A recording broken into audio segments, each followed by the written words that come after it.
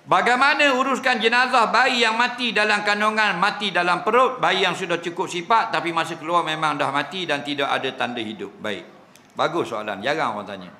Dia mengandung mati dalam perut. Dengar baik-baik. Bila keluar anak, dia namanya dua. Sama ada gugur atau beranak. Dua tu je panggilan. Bila orang panggil beranak, jika kandungan sudah sampai sekurang-kurang 6 bulan kandungan. Dia keluar, orang panggil beranak. Bila dia panggil gugur, kandungan dalam perut tak sampai 6 bulan. Keluar, namanya gugur. Ni mati dalam perut, mana keluar sudah mati. Bagaimana nak uruskan mayatnya? Dengar baik-baik. Tengok berapa usianya. Kalau usia sudah 6 bulan dan ke atas, wajib 4 perkara. Mandi kapang, semayang tanam.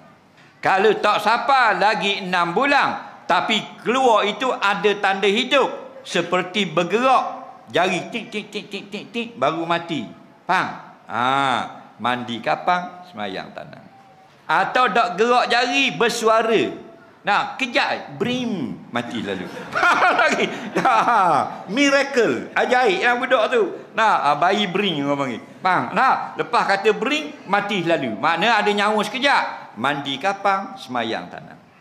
Okey? Tidak ada tanda-tanda hidup, tak sampai 6 bulan, maka wajib kapan dan tanam sahaja. Mandi dan tanam sahaja. Tidak wajib semayang. Faham lagi? Hak wajib semayang ni 6 bulan ke atas, atau tak sampai 6 bulan, tapi keluar hidup. Okey?